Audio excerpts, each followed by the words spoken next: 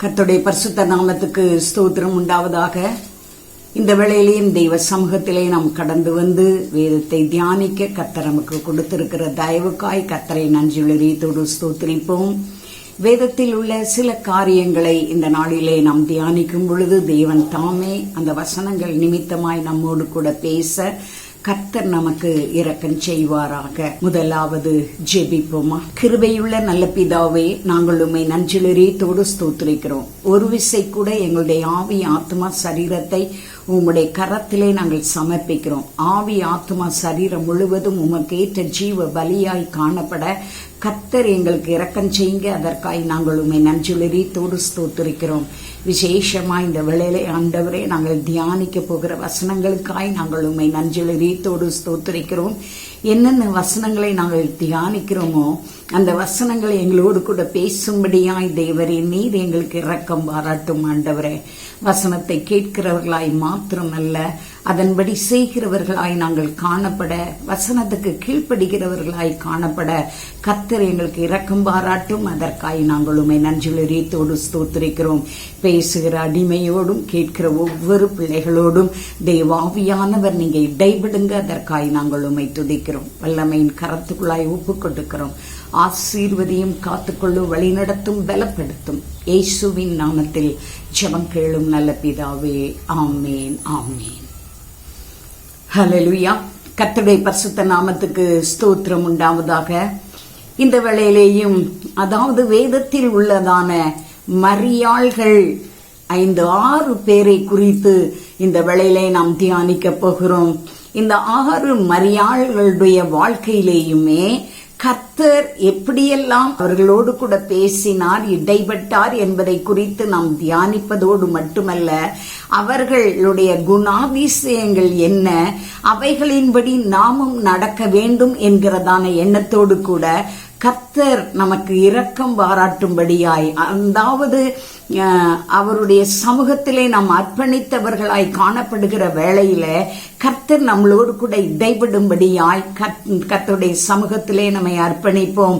கர்த்தர் நிச்சயமாய் நமக்கு உதவி செய்ய அவர் போதுமானவராய் இருக்கிறார். தேவனுடைய பிள்ளைகளை கிட்டத்தட்ட 6 மரியாளை குறித்து இந்த வேளையிலே நாம் தியானிக்க போகிறோம். இந்த 6 மரியாளும், அதாவது எபிரேய பாஷையிலேயே இந்த மரியாள் கிரேக்க பாஷையிலே மரியாள் என்று சொல்லப்பட்டிருக்கிறது. ஆனால் எபிரேய பாஷையிலே மீரியாம் என்று சொல்லப்படுகிறதை நாம் பார்க்கிறோம். தேவனுடைய பிள்ளைகளே, எபிரேய பாஷையில மீரியாம் என்று சொல்லப்படுகிறது தான் கிரேக்க பாஷையிலே மரியாள் என்று சொல்லப்படுகிறதை நாம் பார்க்கிறோம். மரியாளுடைய அர்த்தம் கண்ணீர் என்று சொல்லப்பட்டிருக்கிறதை நாம் பார்க்கிறோம். அவர்கள் தெய்வ சமூகத்திலே முற்றிலுமாய் தங்களை அர்ப்பணித்து தேவ திட்டத்தை செய்கிறவர்களாய் அவர்கள் காணப்பட்டதை இந்த வேளையிலே நாம் தியானிக்க போகிறோம்.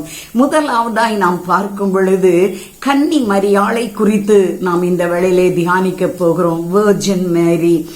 லூக்கா எழுதின சுவிசேஷம் 1ஆம் அதிகாரம் 28வது வசனத்திலிருந்து 38ஆம் வசனம் வரைக்கும் நாம் வாசித்தோம் என்று சொன்னால், அவள் இருந்த வீட்டில் தேவதூதன் பிரவேசித்து, கிருபை பெற்றவளே வாழ்க, கர்த்தர் உன்னுடனே இருக்கிறார், ஸ்திரீகளுக்குள்ளே நீ ஆசீர்வதிக்கப்பட்டவள் என்றான். அவளோ அவனை கண்டு அவன் வார்த்தையினால் கலங்கி இந்த வாழ்த்துதல் எப்படிப்பட்டதோ என்று சிந்தித்துக் கொண்டிருந்தாள். தேவதூதன் அவளை நோக்கி, மரியாளே, பயப்படாதே, நீ தேவனிடத்தில் கிருபை பெற்றாய். இதோ நீ கர்ப்பவதியாகி ஒரு குமாரனை பெறுவாய். அவருக்கு இயேசு என்று பெயரிடுவாயாக. அவர் பெரியவராயிருப்பார், உன்னதமானவருடைய குமாரன் எனப்படுவார். கர்த்தராகிய தேவன் அவருடைய பிதாவாகிய தாவீதின் சிங்காசனத்தை அவருக்கு கொடுப்பார். அவர் யாக்கோபின் குடும்பத்தாரை என்றென்றைக்கும் அரசாளுவார். அவருடைய ராஜ்யத்துக்கு முடிவராது என்றான். அதற்கு மரியாள் தேவதூதனை நோக்கி, இது எப்படியாகும், புருஷனை அறியேனே என்றாள். தேவதூதன் அவளுக்கு பிரதித்திரமாக, பரிசுத்த ஆவி உன்மேல் வரும், உன்னதமானவருடைய பலம் உன்மேல் நிழலிடும். ஆதலால் உன்னிடத்தில் பிறக்கும் பரிசுத்தம் உள்ளது தேவனுடைய குமாரன் எனப்படும். இதோ உனக்கு இனத்தாளா இருக்கிற எலிசபெத்தும் தன் முதல் வயதிலே ஒரு புத்திரனை கற்பம் தரித்திருக்கிறாள். மலடி எண்ணப்பட்ட அவளுக்கு இது 6ஆம் மாதம். தேவனாலே கூடாத காரியம் ஒன்றுமில்லை என்றான். அதற்கு மரியாள், இதோ நான் ஆண்டவருக்கு அடிமை, உம்முடைய வார்த்தையின்படி எனக்கு ஆக கடவுது என்றாள். அப்பொழுது தேவதூதன் அவளிடத்திலிருந்து போய்விட்டான். ஆமென். இந்த வாசிக்கப்பட்டதான இந்த பகுதியிலே மரியாள், கன்னி மரியாள், அவள் ஏற்கனவே யோசேப்புக்கு அவள் நியமிக்கப்பட்டவளாய் காணப்பட்டாள். ஆனால் இன்னும் திருமணம் ஆகவில்லை.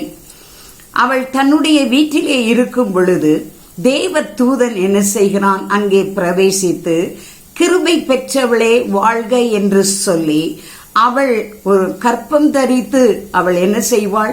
நீ கர்ப்பவதியாகி ஒரு குமாரனை பெறுவாய் என்று சொல்லுகிறதை அங்கே பார்க்கிறோம். அவள் முதல்ல பயப்படுறான். அவனை பார்த்த உடனே பயப்படுறான். இதுல இப்படி சொன்ன உடனே இன்னும் அவளுக்கு என்ன செய்கிறது? கொஞ்சம் பயம் கூடுகிறதை நாம் பார்க்கிறோம் தேவனுடைய பிள்ளைகளே. ஆனால் தேவ தூதன் சொல்லுகிறதான் அந்த காரியம் என்னவென்று சொன்னால், அவர் எப்படிப்பட்டவராய் இருப்பார் என்று சொல்லி அவருக்குரிய மேன்மையான காரியங்கள் என்ன என்பதையும் அங்கே சொல்லுகிறதை நாம் பார்க்கிறோம். அப்படியாய் அங்கே சொல்லிக் கொண்டு வருகிறதான வேளையிலே அவள் சொல்லுகிறாள், இது எப்படி ஆகும்? நான் புருஷனை அறியேனே என்று சொல்லி அவள் சொல்லுகிறதை பார்க்கிறோம். அப்பொழுது தூதன் சொல்லுகிறான், பரிசுத்த ஆவி உன்மேல் என்ன செய்யும்? நிழலிடும். அப்பொழுது நீ கர்ப்பம் தரித்து ஒரு குமாரனை பெறுவாய் என்று சொல்லி அங்கே சொல்லப்படுகிறதை பார்க்கிறோம் தேவனுடைய பிள்ளைகளே. அதோடு மட்டுமல்ல, அவன் இன்னொரு உதாரணத்தையும் அங்கே சொல்லுகிறான். எலிசபெத் அவள் வயது சென்றவள். வயது சென்றதான அவளுக்கு ஒரு பிள்ளையை ஆண்டவர் கொடுத்து இப்பொழுது அவள் 6 மாதமாய் இருக்கிறாள் என்று சொல்லி அதையும் சொல்லி தேவனால் கூடாத காரியம் ஒன்றுமில்லை என்று சொல்லுகிறதை பார்க்கிறோம். அவளை திடப்படுத்தி எப்படி அவள் அந்த குமாரனை பெற்றெடுப்பாள், அவர் எப்படி இருப்பார் என்றெல்லாம் அவருடைய மகிமையான காரியத்தை எல்லாம் சொல்லி, உதாரணத்துக்கு எலிசபெத்தையும் சொல்லி தேவனால் கூடாத காரியம் ஒன்றுமில்லை என்று சொன்ன உடனே 38வது வசனத்துல நம்ம வாசிக்கிறோம். அந்த வசனம் சொல்லுகிறது, அதற்கு மரியாள், இதோ நான் ஆண்டவருக்கு அடிமை, உம்முடைய வார்த்தையின்படி எனக்கு ஆக கடவது என்றாள். அதாவது இவள் இவ்வளவு தூரம் விளக்கம் சொன்ன உடனே அவ என்ன செய்யறான்னா, நான் ஆண்டவருக்கு அடிமை என்று சொல்லி தன்னை முற்றிலும் அர்ப்பணிக்கிறதை பார்க்கிறோம். அதோடு மட்டுமல்ல, இன்னொரு வார்த்தையை அங்கே சொல்லுகிறாள், உம்முடைய வார்த்தையின்படி எனக்கு ஆக கடவது என்று சொல்லி சொல்லுகிறதை பார்க்கிறோம். அப்படி என்று சொன்னால் இந்த கன்னி மரியாள் தேவன் தூதன் சொன்னதான அந்த வார்த்தையை ஒருவேளை முதல்ல அவள் பயந்தவளாய் காணப்பட்டாலும் அவன் திட்டமும் தெளிவுமாய் பேசினதை கேட்டு உதாரணமாய் சொன்ன காரியத்தையும் கேட்டு இவள் என்ன சொல்லுகிறாள்? நான் ஆண்டவருக்கு அடிமை என்று சொன்னதோடு மட்டுமல்ல, உம்முடைய வார்த்தையின்படி எனக்கு ஆக கடவது என்று சொல்லி தன்னை முற்றிலும் அர்ப்பணிக்கிறதை நாம் பார்க்கிறோம் தேவனுடைய பிள்ளைகளை. அப்படியாய் முற்றிலும் அர்ப்பணிக்கிறதான வேளையில தேவன் அவளுக்கு அதான் ஏற்கனவே சொல்லிட்டார், அவன் நிச்சயம் அர்ப்பணிப்பாங்கிறது நல்லா தெரியும். ஆனால் ஆண்டவர் சொல்லிட்டார் 30வது வசனத்துல, கிருபை பெற்றவளே என்று சொல்லுகிறதை பார்க்கிறோம். தேவனுடைய பிள்ளைகளே, நீங்களும் நானும் தேவனிடத்திலே எத்தனையோ கிருபைகளை நாம் பெற்றிருக்கிறோம். வசனம் சொல்லி இருக்கிறது, அவருடைய கிருபை அனுதினமும் புதியவைகளாய் இருக்கிறது என்று சொல்லப்படுகிறதை பார்க்கிறோம். அனுதினமும் புதிய கிருபைகளை கொடுக்கிறதான தேவன் நமக்கு வேண்டிய கிருபைகளை கொடுக்கிறதோடு மட்டுமல்ல, அவர் நம்மை பலப்படுத்தி திடப்படுத்தி அவருடைய வார்த்தையின்படி நாம் செய்ய நம்மளோடு கூட பேசுகிறதை நாம் பார்க்கிறோம் தேவனுடைய பிள்ளைகளே. உம்முடைய வார்த்தையின்படி ஆக கடவது என்று சொல்லி அவர் சொன்ன அந்த வார்த்தையின்படியாய் நீங்களும் நானும் கூட, ஆண்டவரே உம்முடைய வார்த்தையின்படி ஆக கடவது என்று சொல்லி நாம் சொல்வோம் என்று சொன்னால், அவருடைய வார்த்தைக்கு ஒவ்வொன்றுக்கும் நாம் கீழ்ப்படிந்தவர்களாய் தேவனுடைய நாமத்தை மகிமைப்படுத்தும்படி நம்மை அர்ப்பணிக்கிறவர்களாய் அங்கே காணப்பட முடியும் தேவனுடைய பிள்ளைகளே. பழைய ஏற்பாட்டு காலத்துல எல்லா பக்தர்கள் பரிசுத்தவான்கள் அடிமை என்று சொல்லி ஒப்புக் கொடுக்கிறதை பார்க்கிறோம். ஆண்டவரே என்று சொல்லுகிறதை பார்க்கிறோம். ஆனால் புதிய ஏற்பாட்டு விசுவாசிகளாகிய உங்களுக்கும் எனக்கும் தேவன் அவருடைய பிள்ளை என்கிற அதிகாரத்தை கொடுத்திருக்கிறார். ஒரு தகப்பனுக்கு பிள்ளை எப்படி கீழ்ப்படிதல் உள்ளவளாய் இருக்க வேண்டும் என்று சொல்லி ஒவ்வொரு பெற்றோரும் விரும்புகிறார்களோ அதை காட்டிலும் மேலாய் விரும்புகிற தேவன் நம்முடைய தேவன். நாம் அவருடைய பிள்ளைகளாய் இருக்கிறபடியினால் நாம் அவருடைய வார்த்தைகளுக்கு அப்படியே செவிசாய்க்கிறதான வேளையில அவர் நிச்சயமாய் நமக்கு கிருபைகளை கட்டளையிடுகிறதோடு மட்டுமல்ல, நம்முடைய சகல காரியங்களையும் அவர் பொறுப்பேற்றுக் கொள்ளுகிறதை நாம் பார்க்கிறோம். தேவனுடைய பிள்ளைகளை அவள் எப்படி ஆண்டவராகிய இயேசு கிறிஸ்துவை வெளிப்படுத்தினாலோ அதை போல நாமும் கிறிஸ்துவை மற்றவர்களுக்கு வெளிப்படுத்துகிறவர்களாய் நம்முடைய வாழ்க்கையிலே காணப்பட வேண்டும் என்று சொல்லி கர்த்தர் விரும்புகிறார். தேவனுடைய பிள்ளைகளே, இந்த கன்னி மரியாள் எப்படி தன்னை முற்றிலும் அர்ப்பணித்தாளோ அதை போல நாமும் முற்றிலும் அர்ப்பணித்து தேவ திட்டத்தை செய்வோம். கர்த்தர் நிச்சயமாய் நமக்கு உதவி செய்ய அவர் போதுமானவராய் இருக்கிறார் என்பதை குறித்து நாம் அறிந்திருக்கிறோம். தேவனுடைய பிள்ளைகளை இரண்டாவதாய் நாம் பார்க்கும் பொழுது மார்க் 16 அதிகாரம் 9-10 வசனத்தை நாம் வாசித்தோம் என்று சொன்னால், வாரத்தின் முதல் நாள் அதிகாலையிலே இயேசு எழுந்திருந்த பின்பு மகதலேனா மரியாளுக்கு முதல் தரிசனமானார். அவளிடத்திலிருந்து அவர் 7 பிசாசுகளை துரத்தியிருந்தார். அவள் புறப்பட்டு அவரோடு கூட இருந்தவர்கள் துக்கப்பட்டு அழுது கொண்டிருக்கையில் அவர்களிடத்தில் போய் அந்த செய்தியை அறிவித்தாள். இந்த 9வது 10வது வசனத்திலே, இந்த மார்க் 16 அதிகாரம் 9-10 வசனத்திலே நாம் பார்க்கிறதான வேளையிலே இங்கே மகதலேனா மரியாள் என்று சொல்லப்படுகிறதான ஒரு ஸ்திரீயை குறித்து நாம் பார்க்கிறோம். மேரி மேக்டலின் என்று சொல்லி அவளுடைய பெயர். தேவனுடைய பிள்ளைகளை இவளை குறித்து அந்த 9வது 10வது வசனத்துல நம்ம வாசிக்கும் பொழுது 3 காரியங்களை அங்கே சொல்லப்படுகிறதை நாம் பார்க்கிறோம். தேவனுடைய பிள்ளைகளை முதலாவது அந்த வசனத்திலே நாம் வாசிக்கும் பொழுது மகதலேனா மரியாளுக்கு முதல் அவர் என்ன செய்தார்? தரிசனமானார். அவளிடத்தில் இருந்து அவர் 7 பிசாசுகளை துரத்தி இருந்தார். அதோடு மட்டுமல்ல, அவ என்ன செய்தா? உயிர்த்தெழுந்த இயேசுவை தன்னோடு கூட உள்ளவர்களுக்கு போய் சொல்லுகிறதை நாம் பார்க்கிறோம். இதை கொஞ்சம் முன்னுக்கும், அதாவது எது முன்பு எது பின்பு என்று சொல்லி பார்க்கிறதான வேளையில முதலாவது ஆண்டவராகிய இயேசு இந்த மகதலேனா மரியாள் இடத்தில் இருந்ததான பிசாசை 7 பிசாசை என்ன செய்தார்? துரத்தி இருந்தார் என்று சொல்லப்படுகிறதை நாம் பார்க்கிறோம். அதனால ஆண்டவர் தனக்கு செய்ததான அற்புதமான காரியத்தை நினைத்து அவள் தேவனுக்கு முற்றிலும் தன்னை அர்ப்பணித்தவளாய், தேவனுடைய நாமத்தை மகிமைப்படுத்துகிறவளாய் அவள் காணப்பட்டாள் என்று சொல்லி வேதம் சொல்லுகிறதை பார்க்கிறோம். தேவன் அவளுக்கு செய்ததான நன்மை நிமித்தம் ஆண்டவரை அவள் இறுக பற்றி கொண்டாள்.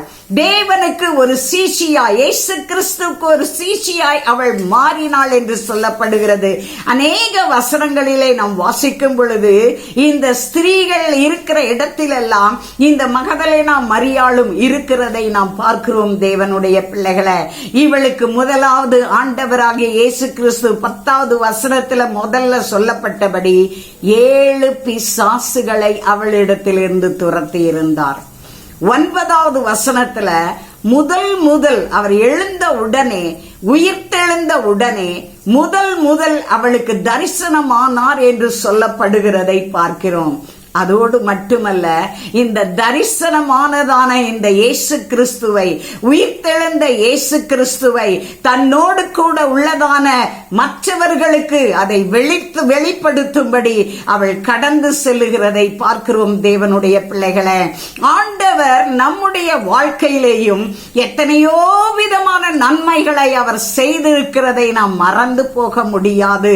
எத்தனையோ கிருபையாய் நாம் இன்றைக்கும் ஜீவனோடு கூட இருக்கிறோம் என்று சொன்னால் அது கர்த்தருடைய கிருபை என்பதை நாம் மறந்து போக வேண்டாம். தேவனுடைய பிள்ளைகளே, அவளுக்கு செய்ததான காரியத்தை போல அநேக காரியங்களை தேவன் உங்களுக்கும் எனக்கும் செய்திருக்கிறார். தேவனுடைய பிள்ளைகளே, ஆகவே அவரை நேசித்து அவருடைய நாமத்துக்கு மகிமையாய் நாம் காணப்படுகிறதான வேளையிலே அவரை பற்றி கொண்டோம் என்று சொன்னால், அவரோடு கூட இருப்போம் என்று சொன்னால், அவரை நேசிப்போம் என்று சொன்னால், நிச்சயமாகவே கர்த்தர் என்ன செய்கிறார்? உங்களுக்கும் எனக்கும் தரிசனம் ஆவார் என்பதிலே சந்தேகம் இல்லை.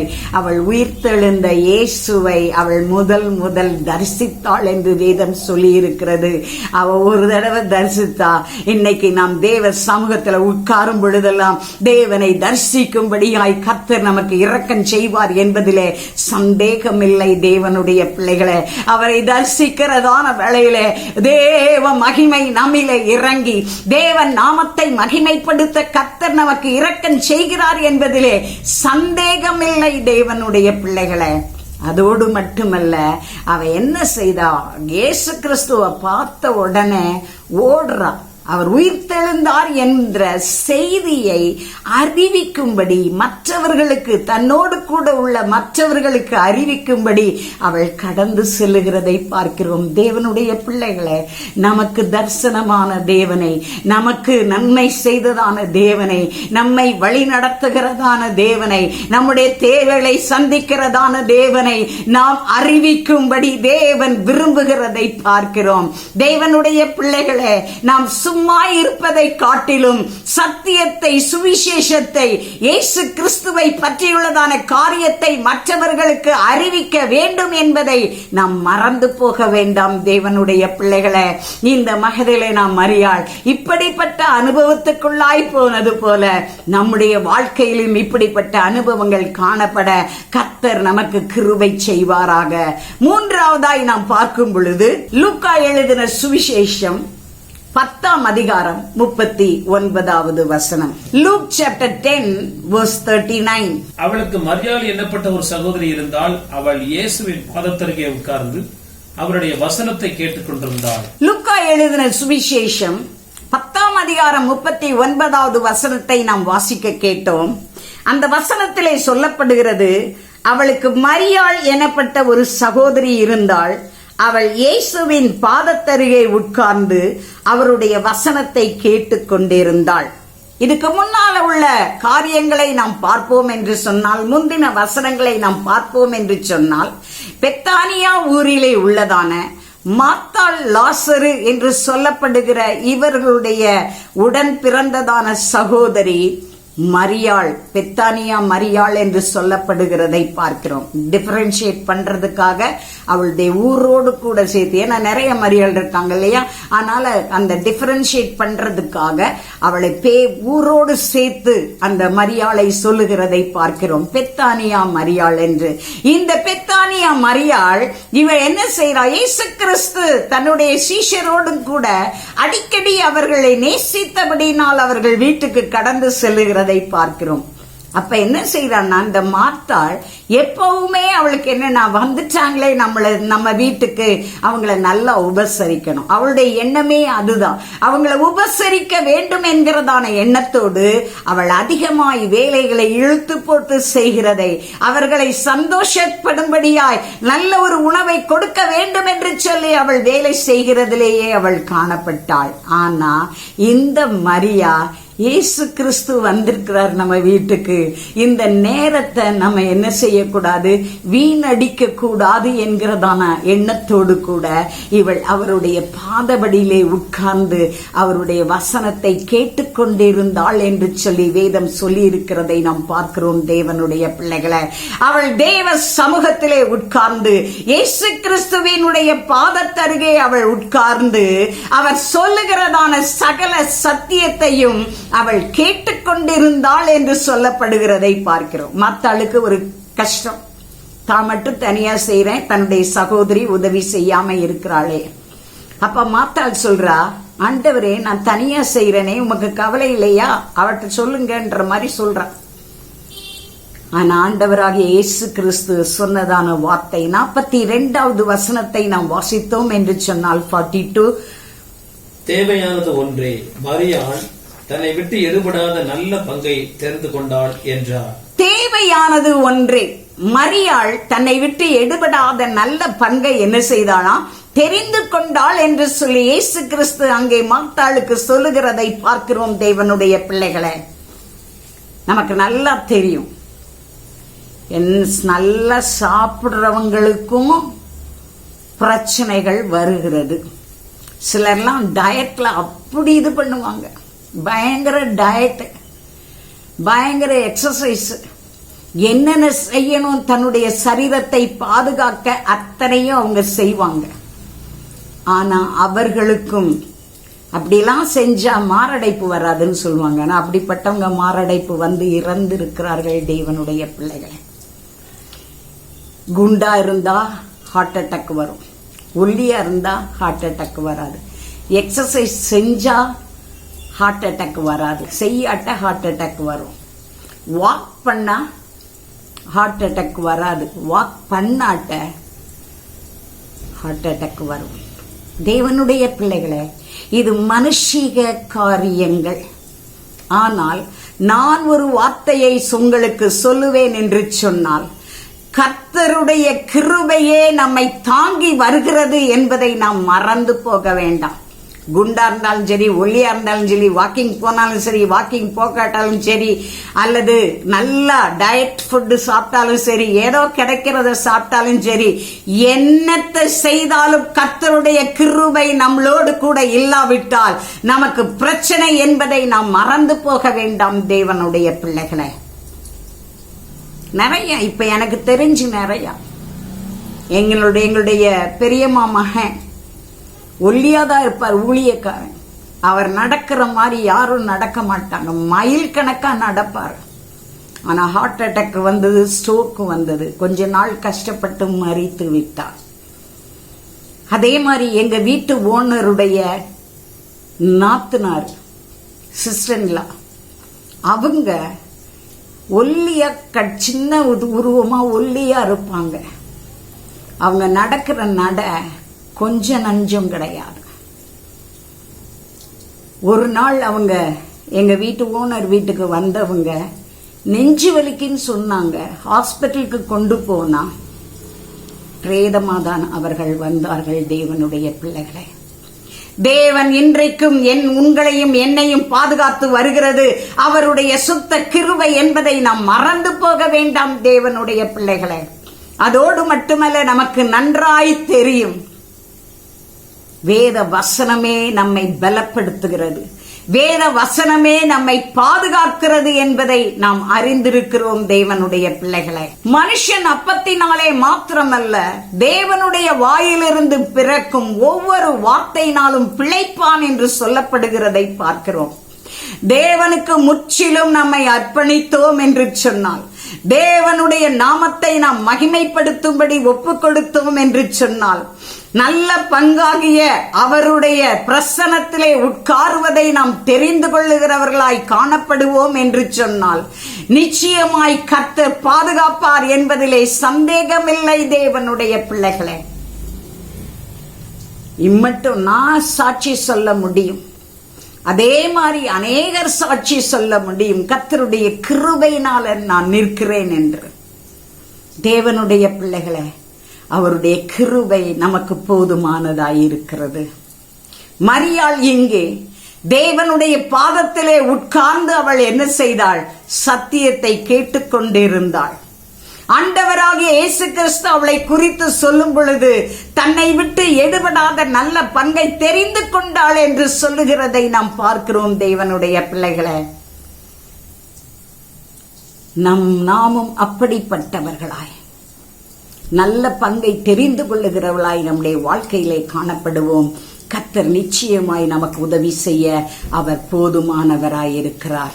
நான்காவதாய் பார்க்கும் பொழுது கிளியோப்பா மரியாள் என்று சொல்லப்படுகிறதை பார்க்கிறோம். மேரி ஆஃப் கிளியோபாஸ். இந்த கிளியோப்பா மரியாள் என்று சொல்லப்படுகிறவள், இவள் மரியாளுடைய சகோதரி என்று சொல்லப்படுகிறது. சில வசனங்களை நாம் அவளை குறித்து நாம் வாசிக்க போகிறோம். யோவான் எழுதின சுவிசேஷம் 19 அதிகாரம் 25வது வசனத்தை நாம் வாசித்தோம் என்று சொன்னால், John chapter 19 verse 25. இயேசுவின் சிலுவையின் அருகே அவருடைய தாயும் அவருடைய தாயின் சகோதரி கிளையோப்பா மரியாளும் மகதலேனா மரியாளும் நின்று கொண்டிருந்தார்கள். இங்கே வாசிக்கப்பட்ட வசனத்திலே சொல்லப்படுகிறது, இயேசுவின் சிலுவை அருகே அவருடைய தாயும் அவருடைய தாயின் சகோதரி கிளையோப்பா மரியாளும் மகதலேனா மரியாளும் நின்று கொண்டிருந்தார்கள் என்று சொல்லப்படுகிறதை பார்க்கிறோம். இயேசு கிறிஸ்து நம்முடைய பாவங்களுக்காக சிலுவையிலே அறையப்படும்படி கொண்டு போனதான வேளையிலே அந்த சிலுவையின் அருகே மரியாளும் கிளையோப்பா மரியாளும், அதோடு மட்டுமல்ல மகதலேனா மரியாளும் அங்கே நிற்கிறதை பார்க்கிறோம். தேவனுடைய பிள்ளைகளை, எப்பொழுதும் கிறிஸ்துவினுடைய சிலுவையின் அடியை நாம் தெரிந்து கொண்டோம் என்று சொன்னால், ஒரு அழகான பாட்டு உண்டு, சிலுவையின் நிழலில் அனுதினம் அடியான் சாய்ந்து இளைப்பாரிடுவேன் என்று சொல்லி பக்தன் பாடுகிறதை பார்க்கிறோம். தேவ சமூகத்திலே அவர் சிலுவை அருகே நாம் எப்பொழுதும் நித்தமும் நாம் காணப்படும் பொழுது அவருடைய கல்வாரின் ரத்தம் நம்மை முற்றிலும் சுத்திகரித்து, அவருடைய கல்வாரின் ரத்தம் நம்மேல் ஊற்றப்பட்டு சுத்திகரிக்கப்பட்டு தேவனுடைய நாமத்துக்கு மகிமையாய் அனுதினமும் காணப்பட கர்த்தர் நமக்கு இரக்கம் செய்வார் என்பதிலே சந்தேகமில்லை. தேவனுடைய பிள்ளைகளே, அந்த சிலுவை தரிசனத்தை அன்னைக்கு சிலுவைக்கு அடியில் நின்னுகிட்டு அவங்க பார்த்துக்கிட்டு இருந்தாங்க. சிலுவையினுடைய அருகில் நின்று அவங்க பார்த்துட்டு இருந்தாங்க. ஆனா இன்னைக்கு சிலுவையின் காட்சியை நமக்கு முன்பாய் கொண்டு வந்து, ஆண்டவரே எங்களுக்காய் நீர் மரித்தீரே, அந்த கல்வாரின் ரத்தத்தினால் ஒரு விசை கூட எங்களை கழுவி சுத்திகரியும் என்று சொல்லி ஒவ்வொரு நாளும் அந்த சிலுவையின் அடியை நாம் நோக்கி பார்க்கிறதான வேளையிலே அவருடைய கல்வாரின் ரத்தம் நம்முடைய உச்சி முதல் உள்ளங்கால் வரைக்கும் ஊற்றப்பட்டு நம்மை பரிசுத்தப்படுத்துகிறதாய் காணப்படுகிறது என்பதை நாம் மறந்து போக வேண்டாம். அனுதினமும் அவருடைய ரத்தத்தினால நம்ம கழுவப்பட்டோம்னா வசனம் சொல்லுது, முடிவு வரிந்தம் நிலைத்திருப்பவனே ரட்சிக்கப்படுவான். முதல்ல ஒரு ரட்சிப்பு, அப்புறம் அனுதின ரட்சிப்பு. அந்த அனுதின ரட்சிப்பு தான் தேவ சமூகத்துல, ஆண்டவரே உங்க சிலுவைக்கு முன்பாய் நாங்கள் வந்திருக்கிறோம். ஆண்டவரே உங்க சிலுவையிலே வடித்ததான் அந்த ரத்தத்தினால் எங்களை கழுவி சுத்திகரிக்கும் பொழுது அனுதினமும் தேவன் நம்மை ரட்சித்துக் கொண்டே வருகிறார். இப்படி அனுதினமும் ரட்சிக்கப்பட்டு கொண்டே இருக்கிறதான வேளையிலே முடிவறிந்தும் நிலைத்திருக்க கர்த்தர் நமக்கு இரக்கம் செய்வதோடு மட்டுமல்ல, அப்படிப்பட்டவர்கள் தான் முடிவறிந்தும் நிலைத்திருப்பவனே ரட்சிக்கப்படுவான். முற்றிலுமான அந்த முழுமையான ரட்சிப்பு நமக்குள்ளே வரும் என்பதை நாம் மறந்து போக வேண்டாம். தேவனுடைய பிள்ளைகளை, என்னைக்கோ ஒரு நாளைக்கு நான் ரட்சிக்கப்பட்டேன், அதோட சரின்னு விட்டாச்சுன்னா அதுக்கப்புறம் திரும்ப கழுவப்படக்கூடிய நிலைமையிலே நாம் இருக்க முடியாது. தினமும் ரட்சிக்கப்படணும். தினமும் தேவனுடைய ரத்தத்தினால, இயேசு கிறிஸ்துவின் ரத்தத்தினால நாம் கழுவப்பட வேண்டும். முடிவறிந்தும் நிலைத்திருக்க வேண்டும். இப்படிப்பட்டதான கிருபையை தேவன் நமக்கு கட்டளையிடும்படியாய், ஆண்டவரே அனுதினமும் உடைய சிலுவை தரிசனத்தை நாங்கள் ஆண்டவரே தரிசிக்க நீங்க எங்களுக்கு உதவி செய்யுங்கன்னு சொல்லுவோம். கர்த்தர் நிச்சயமாய் நமக்கு உதவி செய்ய அவர் போதுமானவராயிருக்கிறார். இன்னும் இந்த கிளையோப்பா மரியாளை குறித்து ஒரு 2-3 வசனங்களை நான் வாசிக்கும்படி விரும்புகிறேன். மார்க் எழுதின சுவிசேஷம் 15ஆம் அதிகாரம் 40வது வசனம். சில ஸ்திரீகளும் தூரத்திலிருந்து பார்த்துக் கொண்டிருந்தார்கள். அவர் கலிலேயாவில் இருந்த போது அவருக்கு பின் சென்று ஊழியம் செய்து வந்த மகதலேனா மரியாளும் சின்ன யாக்கோபுக்கும் யோசேய்க்கும் தாயாகிய மரியாளும் சலோமை என்பவளும். இந்த வசனத்துல நம்ம வாசிக்கிறோம், மார்க் 15:40வது வசனம். சில ஸ்திரீகளும் தூரத்திலிருந்து பார்த்து கொண்டிருந்தார்கள். அவர் கலிலேயாவில் இருந்தபோது அவருக்கு பின் சென்று ஊழியம் செய்து வந்த மகதலேனா மரியாளும் சின்ன யாக்கோபுக்கும் யோசேக்கும் தாயாகிய மரியாளும் சலோமே என்பவளுமே என்று சொல்லப்படுகிறதை பார்க்கிறோம். இந்த ஸ்திரீகள் அவங்க சிலுவையின் அடியிலே இருந்த பார்த்து கொண்டிருந்தவர்கள் தான். ஆனால் அதற்கு முன்பாய் அவர்களை குறித்து சொல்லும் பொழுது அவர் கலிலேயாவில் இருந்தபோது அவருக்கு பின் சென்று ஊழியம் செய்து வந்த மகதலேனா மரியாளும், சின்ன யாக்கோபுக்கும் யோசேப்புக்கும் தாயாகிய மரியாளும், அவதான் கிலெயோப்பா மரியாள், அதோடு மட்டுமல்ல சலோமே என்பவளும் என்று சொல்லப்படுகிறதை நாம் பார்க்கிறோம். தேவனை தரிசித்ததோடு மட்டுமல்ல, சிலுவை காட்சியை தரிசித்ததோடு மட்டுமல்ல, அதற்கு முன்பாக கலிலேயாவிலே கிறிஸ்துவுக்காய் அவர்கள் என்ன செய்தார்கள்? ஊழியம் செய்தவர்களாய் காணப்பட்டார்கள் என்று சொல்லி அவர்களை குறித்து சொல்லப்பட்டிருக்கிறது. கிலெயோப்பா மரியாள் அங்கே இருக்கிறதை நாம் பார்க்கிறோம். தேவனுடைய பிள்ளைகளை 47வது வசனம். அவரை வைத்த இடத்தை மகதலேனா மரியாளும் யோசேயின் தாயாகிய மரியாளும் பார்த்தார்கள். அதே அதிகாரத்திலே கீழே 47வது வசனத்திலே நாம் வாசிக்கிறோம், அவரை வைத்த இடத்தை மகதலேனா மரியாளும் யோசேயின் தாயாகிய மரியாளும் என்ன செய்தார்கள்? பார்த்தார்கள். இந்த 2 பேர் என்ன செய்யறாங்க? அவர் வைத்த இடத்தை அவர்கள் பார்க்கிறதை பார்க்கிறோம். ஏன்னா பார்த்தாதான் நாளைக்கு என்ன செய்ய முடியும், அந்த இடத்துல அவங்க செய்யறத செய்ய முடியுங்கிறத அவங்க என்ன செய்யறாங்க? யோசித்து கொண்டு அவர்கள் பார்த்து விட்டு போகிறதை பார்க்கிறோம். தேவனுடைய பிள்ளைகளை, கர்த்தருக்காய் செய்ய வேண்டிய காரியத்தை முதலாவதாகவே அவர்கள் என்ன செய்கிறார்கள் என்று சொன்னால், அவரை வைத்த இடத்தை பார்த்து விட்டு செல்லுகிறார்கள். தேவனுடைய பிள்ளைகளை, ஆனால் இன்றைக்கு அவர் உயிர்த்தெழுந்ததான கிறிஸ்துவாய், அன்னைக்கு உயிர்த்தெழுந்ததை தான் போய் திரும்ப அவங்க பார்க்கிறாங்க. ஆனா இன்றைக்கு உயிர்த்தெழுந்த கிறிஸ்துவை நாம் பார்க்கும்படியாய் கர்த்தர் நமக்கு இரக்கம் பாராட்டுகிறவராயிருக்கிறார். தேவ சமூகத்துல நம்ம என்ன செய்வோம்? அந்த வசனத்தின்படி அவர்கள் என்ன செய்தார்கள்? அவர்கள் பார்த்தார்கள். பார்த்து சும்மா இல்ல, மற்றவர்களிடத்திலே போய் சொன்னதை நாம் வேதத்திலே நாம் வாசிக்கிறோம். தேவனுடைய பிள்ளைகளை, இன்னொரு வசனத்தை நான் அந்த காரியத்திற்காய் வாசிக்க விரும்புகிறேன். மத்தேயு 27ஆம் அதிகாரம் 55, 56. Matthew chapter 27 verse 55 and 56. மேலும் இயேசுவுக்கு ஊழியம் செய்யும்படி கலிலேயாவிலிருந்து அவரோடு வந்திருந்த அநேக ஸ்திரீகள் அங்கே தூரத்திலே நின்று பார்த்து கொண்டிருந்தார்கள். அவர்களுக்குள்ளே மகதலேனா மரியாளும், யாக்கோபுக்கும் யோசேக்கும் தாயாகிய மரியாளும், செபதேவின் குமாரருடைய தாயும் இருந்தார்கள். இந்த 2 வசனத்துல நம்ம வாசிக்கும் பொழுது, மேலும் இயேசுவுக்கு ஊழியம் செய்யும்படி கலிலேயாவிலிருந்து அவரோட வந்திருந்த அநேக ஸ்திரீகள் அங்கே தூரத்திலே நின்று பார்த்து கொண்டிருந்தார்கள். அவர்களுக்குள்ளே மகதலேனா மரியாளும், யாக்கோபுக்கும் யோசேக்கும் தாயாகிய மரியாளும், செபதேவின் குமாரருடைய தாயும் இருந்தார்கள் என்று சொல்லி அங்கே சொல்லப்படுகிறது.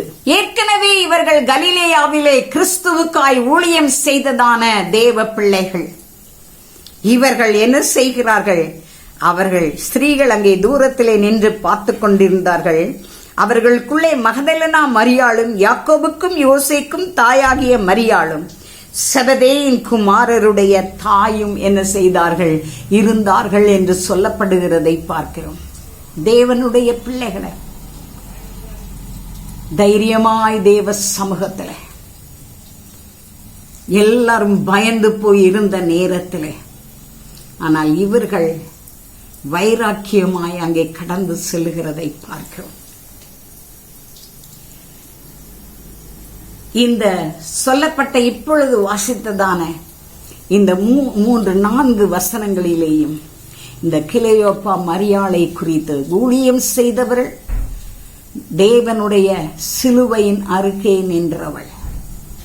தேவனுடைய பிள்ளைகளை, சிலுவையின் அருகிலே நிற்கிறதற்கு தகுதியுள்ளவர்களாய் காணப்படும் பொழுது நாம் அறிந்ததான சத்தியத்தை கிறிஸ்துவினுடைய நாமத்துக்கு மகிமையாய் மற்றவர்களுக்கு முன்பாக செய்ய வேண்டும் என்பதை நாம் மறந்து போக வேண்டாம். தேவனுடைய பிள்ளைகளே, தேவன் இரக்கம் பாராட்டும்படியாய், ஆண்டவரே உமக்கென்று நாங்கள் ஊழியம் செய்ய நீர் எங்களுக்கு இரக்கம் பாராட்டும். உங்க சமூகத்துல நாங்க எப்பவும் நிக்கணும் ஆண்டவரே. உங்க சிலுவை காட்சியை நாங்கள் தரிசிக்க வேண்டும் ஆண்டவரே. மற்றவர்களுக்கு சாட்சியாய் நாங்கள் காணப்பட்டு அநேகருக்கு உம்முடைய சத்தியத்தை அறிவித்து உம்முடைய ஊழியத்தை செய்து உம்முடைய நாமத்தை நாங்கள் மகிமைப்படுத்த கர்த்தர் எங்களுக்கு இரக்கம் செய்யும் என்று சொல்லுவோம். கர்த்தர் நிச்சயமாய் நமக்கு உதவி செய்ய அவர் போதுமானவராயிருக்கிறார். ஐந்தாவதாய் நாம் பார்க்கும் பொழுது மார்க்கு என்று சொல்லப்பட்ட யோவானின் தாயாகிய மரியாள். அப்போஸ்தலர் 12ஆம் அதிகாரம் 12வது வசனம். Acts chapter 12 verse 12. அவன் இப்படி நிச்சயித்துக் கொண்டு மார்க்கு என்னும் பெயர் கொண்ட யோவானுடைய தாயாகிய மரியாள் வீட்டுக்கு வந்தான். அங்கே அநேகர் கூடி ஜெபம் பண்ணி கொண்டிருந்தார்கள். இந்த வசனத்துல நம்ம வாசிக்கிறோம், அவன் இப்படி நிச்சயித்துக் கொண்டு மார்க் என்னும் பெயர் கொண்ட யோவானுடைய தாயாகிய மரியாள் வீட்டுக்கு வந்தான். அங்கே அநேகர் கூடி ஜெபம் பண்ணி கொண்டிருந்தார்கள் என்று சொல்லி அங்கே சொல்லப்படுகிறதை பார்க்கிறோம்.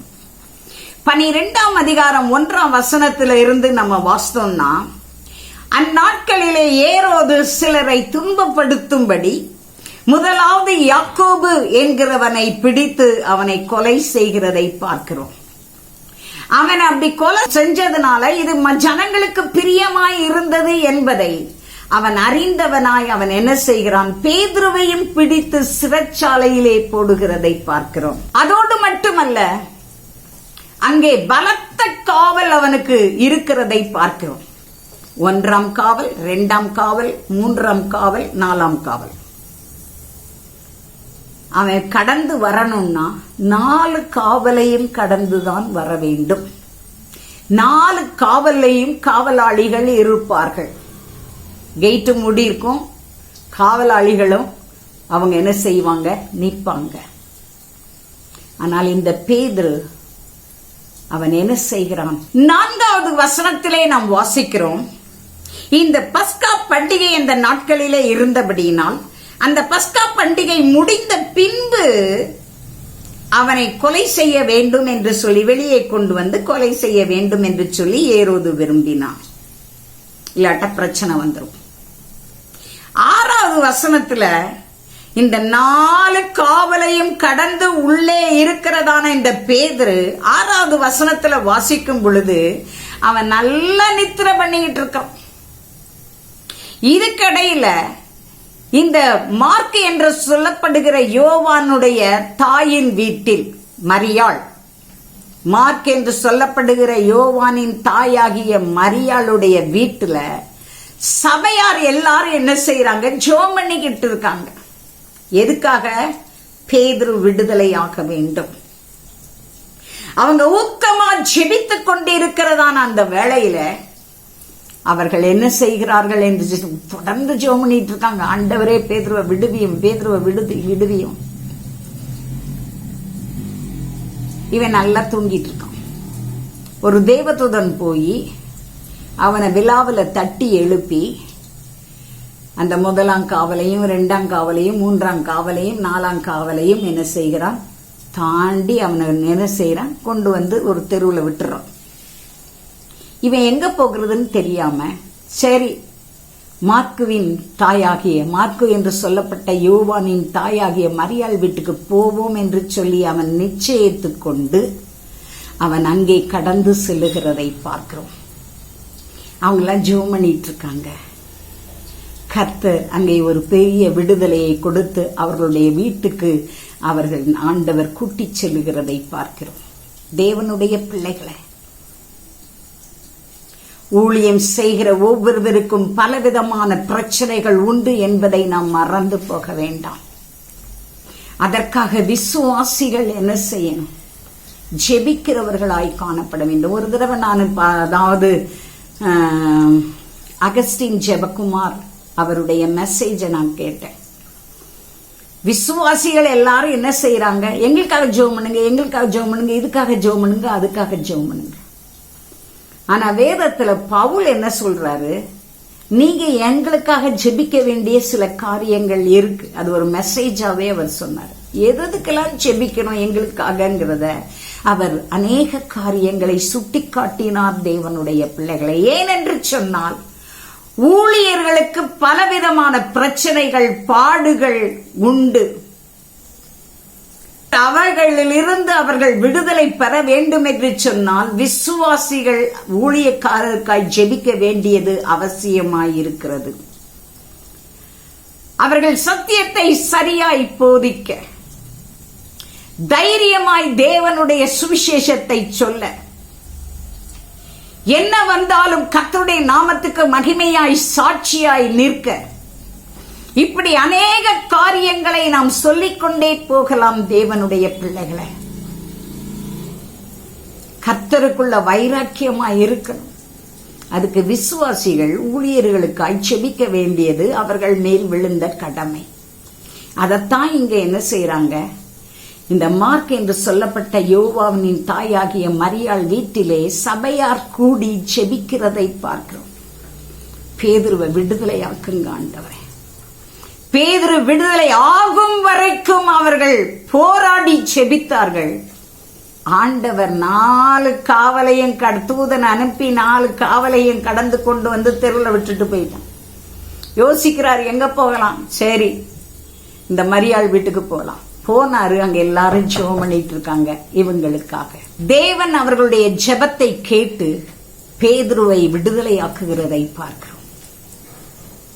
தேவனுடைய பிள்ளைகளை, நம்முடைய ஜெபங்கள் அநேக ஊழியரை விடுதலையாக்குகிறதற்கு ஏதுவாய் காணப்பட வேண்டும். தேவனுடைய நாமத்தை மகிமைப்படுத்தும்படியாய், தைரியமாய் கர்த்தருடைய சத்தியத்தை சொல்லும்படியாய். இப்ப என்னன்னா, எல்லாமே பூசி மூழ்கி பேசுற காரியம்தான். ஜனங்களுக்கு பிரியமா அவங்களுக்கு ஏற்ற விதத்துல பேசுகிற காரியங்கள் இல்லை. தேவனுடைய பிள்ளைகளை சத்தியத்தை சத்தியமாய் அறிவிக்கும்படியாய் கர்த்தர் அவர்களுக்கு வேண்டிய தைரியத்தையும் பலனையும் கர்த்தர் கட்டளையிடும்படியாய் அவர்களுக்காய் விசுவாசிகள் ஜெபிக்க வேண்டியது அது உங்கள் மேல் விழுந்த கடமை. விசுவாசிகள் மேல் விழுந்த கடமை என்பதை மறந்து போக வேண்டாம். 6வதாய் நாம் பார்க்கும் பொழுது ரோமருக்கு எழுதின நிருபம் 16ஆம் அதிகாரம் 6வது வசனம். Romans chapter 16 verse 6. எங்களுக்கு மிகவும் பிரியமான மரியாளை வாழ்த்துங்கள். இந்த ரோமர் 16:6 நம்ம வாசிக்கும் பொழுது, இந்த ரோமர்ல முதல்ல இருந்தே என்ன செய்யறாரு, இந்த ரோமருக்கு எழுதின நிருபத்துல இந்த பவுல் தனக்கு யார் யார் எந்தெந்த விதத்துல எல்லாம் உதவியா இருந்தாங்க அந்த சபையில் உள்ள எல்லார குறிச்சு பேரை சொல்லி சொல்லி சொல்லி சொல்லி வாழ்த்துகள் சொல்லும்படியாய் அவர் எழுதி கொண்டு வரும் பொழுது அநேகர், அதுக்கு 6வது வசனத்துக்கு முன்னால மட்டும் இல்ல, 1வது வசனத்துல இருந்து அதற்கு பிறகும் அநேகரை வாழ்த்தும்படியாய் அவர் சொல்லுகிறதை பார்க்கிறோம். அதிலே 6வது வசனத்திலே நாம் வாசிக்கும் பொழுது, எங்களுக்காக மிகவும் பிரயாசப்பட்ட மரியாளை வாழ்த்துங்கள். ரோமாபுரியில ஒரு மரியாள். அந்த மரியாள் என்ன செய்யறான்னா, பவுலுக்கும் அவனை சேர்ந்தவர்களுக்கும் அவர்கள் பிரயோஜனம் உள்ளவர்களாய், அவர்களுக்காக பிரயாசப்படுகிறவர்களாய் அவர்கள் காணப்படுகிறதை பார்க்கிறோம்.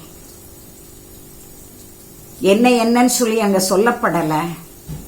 ஆனா அந்த வசனம் சொல்லுது, எங்களுக்காக மிகவும் பிரயாசப்பட்ட மரியாளை வாழ்த்துங்கள் என்று சொல்லப்படுகிறதை பார்க்கிறோம். தேவனுடைய பிள்ளைகளை, அப்போ பவுலுக்கும் அவனோடு சேர்ந்து இருந்தவர்களுக்கும் இந்த மரியாள் அவள் மிகவும் பிரயாசப்பட்டிருக்கிறாள். மிகவும் பிரயாசப்பட்டிருக்கிறாள் என்கிற அந்த வார்த்தை நாமே யூகித்துக் கொள்ளுவோம். அவள் எந்த அளவுக்கு அவர்களை நேசித்து அவர்களுக்கு செய்ய வேண்டிய காரியங்களை செய்திருப்பாள் என்று சொல்லி. தேவனுடைய பிள்ளைகளை, ஊழியரை நேசித்து ஊழியருக்கு செய்ய வேண்டிய காரியங்களை செய்ய வேண்டியது அது அவங்களுக்கு என்ன செய்யணும் தெரியணும். சிலர்லாம் அவங்க எப்படி இருந்தா என்ன, அவங்களை குறித்து ஒரு அக்கறை இல்லாதபடி காணப்படுகிறதை பார்க்கிறோம். நம்ம பிரச்சனையே பெருசு, இதுலங்க அவங்கள பார்க்கிறது. தேவனுடைய பிள்ளைகளை அப்படி அல்ல. ஒரு இடத்துல பவுல் சொல்லும்போது, அவர்கள் தங்கள் தோள்களை எங்களுக்காய் கொடுக்க அவர்கள் ஆயத்தமாயிருந்தார்கள். அப்படின்னா அவருடைய பாரத்தை சுமக்கும்படியாய். பிரயாசம் என்று சொல்லப்படும் பொழுது சாதாரண காரியம் அல்ல. எத்தனையோ காரியங்களை அதை வைத்து நம்மால் சொல்ல முடியும் தேவனுடைய பிள்ளைகளை. விசுவாசிகள் ஊழியர்களுக்காக பிரயாசப்பட வேண்டியது அவசியம் என்று சொல்லி வேத வசனம் சொல்லி இருக்கிறது. தேவ நாமத்துக்கு மகிமையாய் நாமும் அப்படி காணப்படுவோம் என்று சொன்னார். கர்த்தர் நிச்சயமாய் நமக்கு உதவி செய்ய அவர் போதுமானவராய் இருக்கிறார். அவர்களை மேன்மைப்படுத்த அவர் போதுமானவராய் இருக்கிறார். தேவ நாமம் உயர்த்தி காட்டப்பட கர்த்தர் நமக்கு இரக்கம் செய்வாராக. தேவ சமூகத்திலே நம்மை ஒரு விசை கூட அர்ப்பணிப்போம். 6 மரியாளை குறித்து நாம் இந்த வேளையிலே நாம் தியானித்தோம்.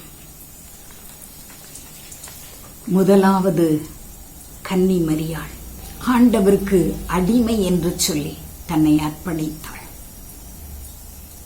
உம்முடைய வார்த்தையின்படி ஆகக் கடவது என்று சொல்லி அர்ப்பணித்தாள். 2வது மகதலேனா மரியாள். அவளிடத்திலிருந்து 7 பிசாசுகளை அவர் துரத்தி இருந்தார். முதலாவது அவளுக்கு தரிசனமானார்.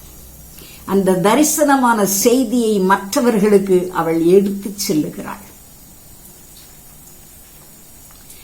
3வது பெத்தானியா மரியாள். இந்த பெத்தானியா மரியாள் இயேசுவின் பாதத்தருகே எப்பொழுதும் அமர்ந்திருக்கிறவளாய் காணப்பட்டாள். அதனால் இயேசு கிறிஸ்துவே அவளை குறித்து சாட்சி சொல்லுகிறார். தன்னை விட்டு எடுபடாத நல்ல பங்கை தெரிந்து கொண்டாள் என்று. 4வது கிளையோப்பா மரியாள். இயேசுவின் சிலுவை அருகே நின்றவள். கலிலேயாவிலே கிறிஸ்துவுக்காய் ஊழியம் செய்தவள்.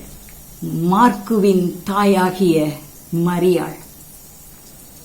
பேதுரு விடுதலையாகும்படி சபையாராய் அவளுடைய வீட்டிலே கூடி செபித்தார்கள். கர்த்தர் விடுதலையை கொடுத்தார். பவுல் ரோமருக்கு சொல்லும் பொழுது 16ஆம் அதிகாரத்தில் எங்களுக்காக மிகவும் பிரயாசப்பட்டதான மரியாளை வாழ்த்துங்கள். தேவனுடைய பிள்ளைகளே, 6 மரியாளை குறித்து இந்த வேளையிலே நாம் தியானித்தோம்.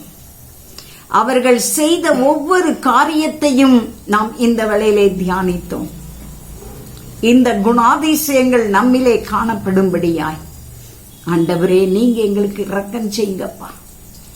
எந்த அளவுக்கு அவருடைய ஒவ்வொரு காரியங்களையும் பார்க்கும் பொழுது, எந்த அளவுக்கு தங்களை முற்றிலும் அர்ப்பணித்து உங்க நாமத்தை மகிமைப்படுத்தும்படியாய், உம்முடைய சிலுவையின் அண்டையிலே நிற்கும்படியாய், உமக்கென்று ஊழியம் செய்யும்படியாய், நல்ல பங்கை தெரிந்து கொள்ளும்படியாய் ஆண்டவரே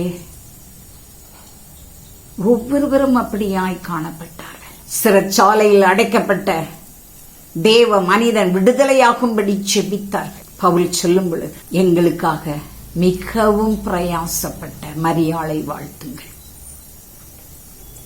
வேதத்துல நிறைய பேர் ஊழியர்களை அவ்வளவாய் தாங்கி, எலியா போகும் பொழுது எலியாவை தாங்கினதான ஒரு ஸ்திரீ உண்டு. எலிசா ஊழியத்திற்கு போகும் பொழுது எலிசாவை தாங்கினதான ஒரு ஸ்திரீ உண்டு. இப்படி அநேக ஊழியர்களை தாங்குகிறவர்களாய், கர்த்தருக்காய் வைராக்கியமாய் ஜீவிக்கிறவர்களாய், தேவ ஊழியத்தை செய்கிறவர்களாய் அவர்கள் காணப்பட்டார்கள் என்று சொல்லி சொல்லப்படுகிறதை பார்க்கிறோம். தேவனுடைய பிள்ளைகளை, உங்களுடைய என்னுடைய வாழ்க்கையிலே நாம் இப்படிப்பட்ட காரியங்களை செய்ய கர்த்தர் நமக்கு இரக்கம் செய்யும்படியாய் தேவரீர் ஒரு விசை கூட நீர் எங்களுக்கு இரக்கம் பாராட்டும். ஒப்பு கொடுப்போமா? ஒரு விசை கூட நீர் எங்களுக்கு இரக்கம் பாராட்டும். உங்க நாமம் மாத்திரம் எங்க நிமித்தம் மகிமைப்பட கர்த்தர் இரக்கம் செய்யுங்க ஆண்டவர். வல்லமையின் கரத்துக்குள்ளாய் ஒப்பு கொடுக்கிறோம். ஆசீர்வதியும் காத்துக்கொள்ளும், வழி நடத்தும், பலப்படுத்தும். முற்றிலுமாய் தாழ்த்தி உடைய கரத்திலே ஒப்பு கொடுக்கிறோம். இயேசுவின் நாமத்தில் செபம் கேளும் நல்ல பிதாவே, ஆமேன், ஆமேன்.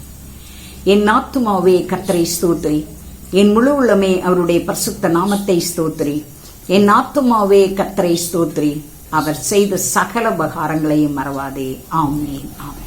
நம்முடைய கர்த்தராகிய இயேசு கிறிஸ்துவின் கிருபையும் பிதாவாகிய தேவனுடைய அன்பும் பரிசுத்த ஆவியானவருடைய அருளைக்கும் சமாதானம் சந்தோஷமும் இன்றும் என்றும் அனைவரோடும் நம்மோடும் நம்முடைய குடும்பங்களோடும் நம்முடைய ஊழியங்களோடும் கர்த்தருடைய வருகை விருது நிலைத்திருப்பதாக.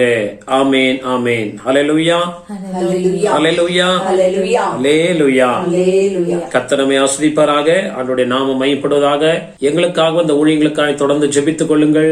நாங்கள் உங்களுக்காய் தொடர்ந்து ஜெபிக்கிறோம். இந்த ஊழியங்களுக்காய் உதவி செய்கிற, தாங்குகிற, கொடுக்கிற, ஜெபிக்கிற, உழைக்கிற ஒவ்வொருவருக்கும் எங்களுடைய நன்றி வாழ்த்துக்களை தெரிவித்துக் கொள்கிறோம். கர்த்தருடைய நாமம் மையப்படுவதாக. எங்களுடைய சபையானது பெங்களூர் பட்டத்தில் உள்ள லிங்கராஜபுரம் என்ற பகுதியில எண்ணூர் மெயின் ரோட்டில் உள்ள SBI பேங்குக்கு முன்பதாக உள்ள சோபா ஸ்டோருடைய முதல் மாடியிலே காணப்படுகிறது.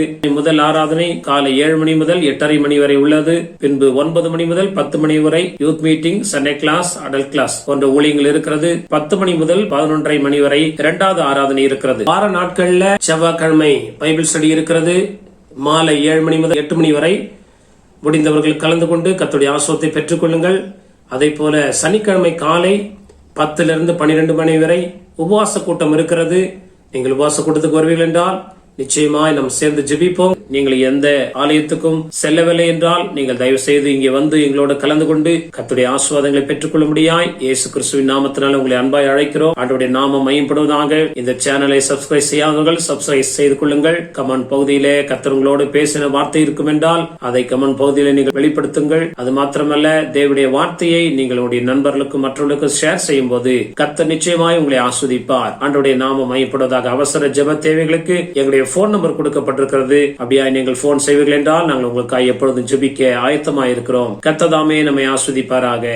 ஆமேன், ஆமேன்.